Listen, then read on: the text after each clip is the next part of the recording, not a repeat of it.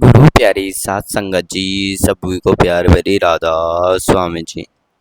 आज की साखी बहुत प्यारी साखी है, तो संगत से विनती है कि साखी को अंत तक जरूर सुनाएं। पिछले साल 29 और 30 अक्टूबर को सिकंदरपुर को जो विशाल भंडारा हुआ था, उसमें बाबा जी ने खुद सत्संग फरमाया था कि संगत के सवालों को सवाले सवाल वालों के जवाब भी दिए थे। लेकिन बाबा जी ने वहां पहुंचने से पहले रास्ते में कुछ ऐसा हुआ जो आज तक उस दिन की गवाही को दिलों में ताजा है। उस दिन बाबा जी ने अपनी कार में यात्रा कर रहे थे। सब कुछ बिल्कुल सामान्य सड़क थे, शांत माहौल, सुख और कार गहरे सन्नाटे। अचानक सिकंदरपुर पहुंचने से ठीक पहले बाबा जी धीरे से कहा, बेटा जरा गाड़ी यहाँ रोककर ड्राइवर साहब और साथ चल रहे हैं। सिक्योरिटी के सेवादार कुछ पल के लिए हैरान रह गए। सबके मन में एक ही सवाल था कि आखिर बाबा जी ने इस सुनसान रास्ते पर गाड़ी रुकवाने के लिए क्यों कहा। थोड़ी हिम्मत जुटाकर एक सेवादार ने बहुत विनम्रता से पूछा, बाबा जी क्या सब ठीक है, क्या कोई परेशानी है। सेवादार ने आदरपूर्वक पूछा, बाबा जी आपने गाड़ी रुकवाने का हुक्म क्यों दिया, क्या कोई दिक्कत है। बाबा जी बहुत ही शांत और स्नेह भरे स्वर से कहा, नहीं बेटा, कोई परेशानी नहीं है, बस यहाँ मुझे एक छोटा सा जरूरी काम करना है। यह सुनकर सेवादार ने तुरंत आगे बढ़कर कहा, बाबा जी आप बस हुक्म कीजिए, जो भी काम है हम भी अभी कर देते हैं। बाबा जी ने हल्की मुस्कान के साथ उत्तर दिया, बेटा उसका समय आने पर मैं तुम्हें बता दूंगा, अभी उसका काम वक्त नहीं आया। सेवादार ने सिर झुकाकर कहा, ठीक है बाबा जी, जैसी आपकी इच्छा, जैसा आपका हुक्म। और फिर शांत हो गए। कोई कुछ नहीं बोला, लेकिन हर किसी के मन में एक ही गहरी जिज्ञासा थी कि आखिर बाबा जी ने बीच रास्ते में गाड़ी क्यों रुकाई। किसी को कुछ समझ नहीं आ रहा था, पर सबके दिलों पर एक बात साफ थी, बाबा जी के हर कदम के पीछे हमेशा कोई न कोई गहरा अर्थ होता है, जो किसी आत्मा की भलाई और कल्याण के लिए होता है। गाड़ी रुकने के कुछ पल बाद बाबा जी धीरे से कार से उतरे।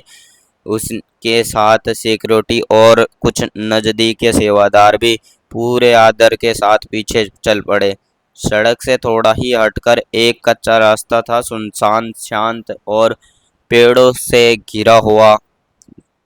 बाबा जी उसी रास्ते की ओर चलने लगे और संगत जी वहां जो आगे हुआ उसने सबको निशब्द कर दिया।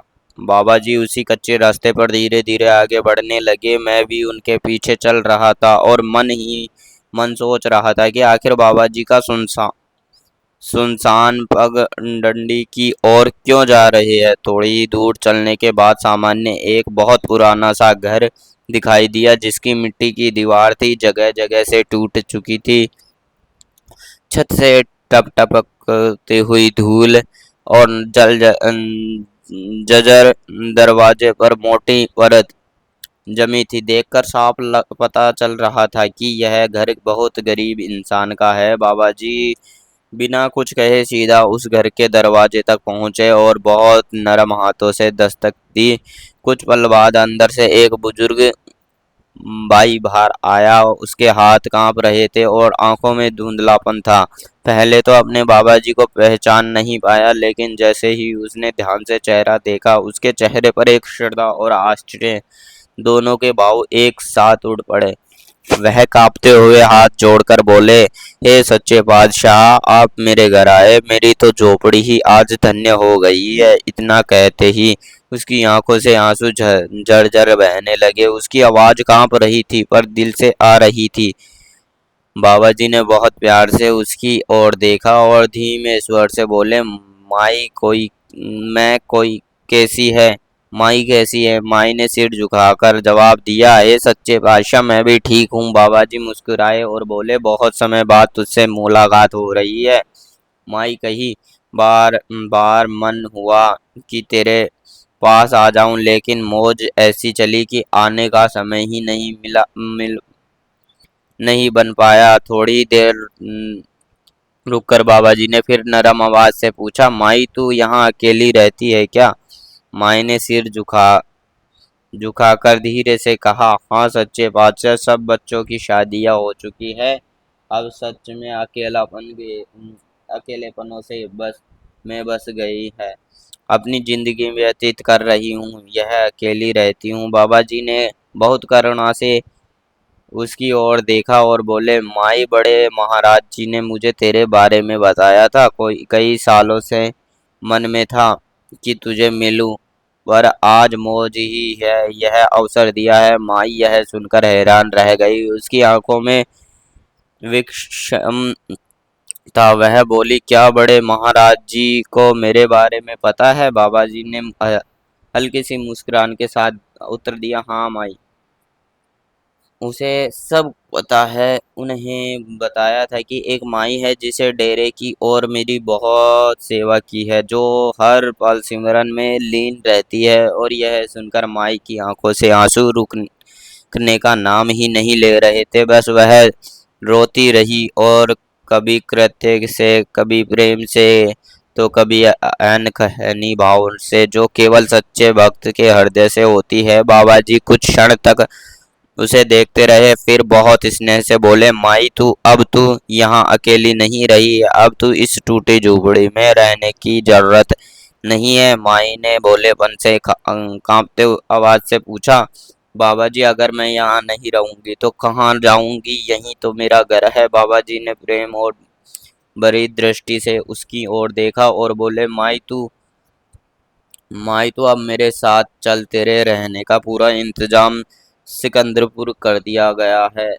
अब तेरा सेवा और आराम का समय आ गया है। यह सुनकर माई फूट फूट कर रो पड़ी। उसकी आंखों से आंसू बहते आंसू बहते हुए उसी पल पवित्रता का परिणाम बन गए थे। उसके होठ कांप रहे थे, फिर आंखों से सुकून था, जैसे बरसों बाद किसी आत्मा को अपने मालिक की गोद मिल गई हो। पर इस बार माई ने के आंसू दुख के नहीं थे, बल्कि अपार प्रेम और सतगुरु की कृपा से भरे हुए थे। माई के ने धीरे धीरे बाबा जी के चरणों को सिर झुकाते हुए कहा, बाबा जी, मैं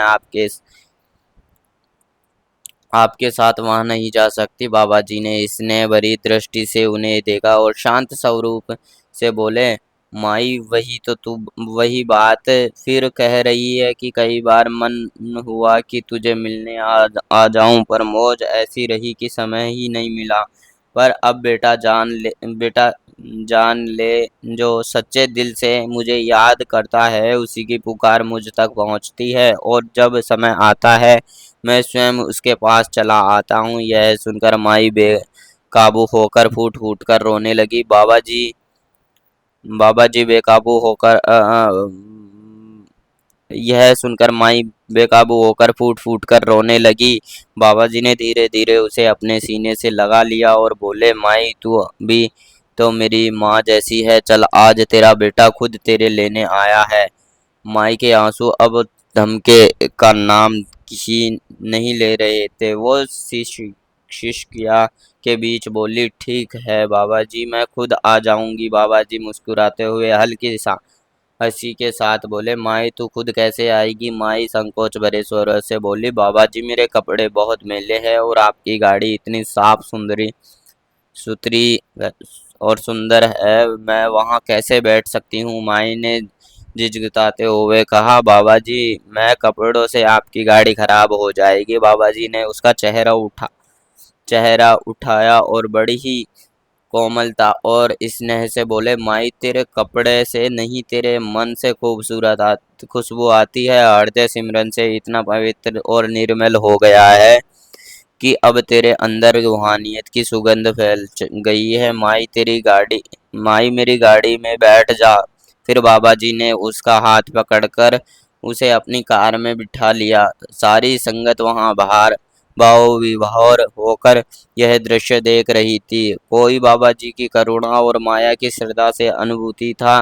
बाबा जी सिकंदरपुर पहुंचते ही स्वागतों के लिए सेवादार पहले से ही खड़े थे। बाबा जी की गाड़ी से उतरने की ही सेक्रेटरी साहब को बुलाया और कहा, बेटा यह मेरी मेहमान है, अब यह यहीं रहेगी, इसके रहने की अच्छी व्यवस्था कर दो। सेक्रेटरी साहब ने हाथ जोड़कर बड़े सम्मान के साथ कहा, बाबा जी यह मेरे लिए सौभाग्य की बात होगी। बाबा जी ने मुस्कुराते हुए कहा, आज यह मेरी माँ है और अब यही सेंटर में रहती रहेगी। यह सुनते ही माई की आंखों से आंसू झर पड़े। वह भावुक होकर बोली, बाबा जी इतने वर्षों बाद आज आप मुझे मिलने आए हैं। बाबा जी ने करुणा भरे स्वर उत्तर दिया, माई तेरा कुछ पुराने कर्म भारी है, इसलिए जीवन में तुझे कई कष्ट झेले, लेकिन अब तेरे कर्मों का भार हल्का हो गया है, इसलिए मैं आज तुम्हें मिलने आया हूँ।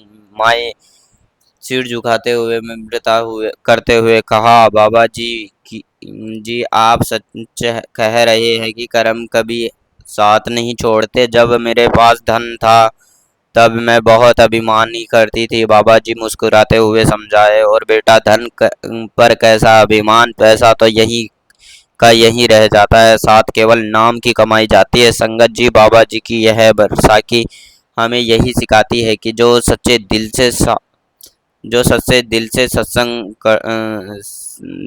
दिल से संत को याद करता है, उसी की पुकार तक संत का स्वरूप पहुंच जाती है। अगर आपको बाबा जी की यह महिमा हृदय छू गई है तो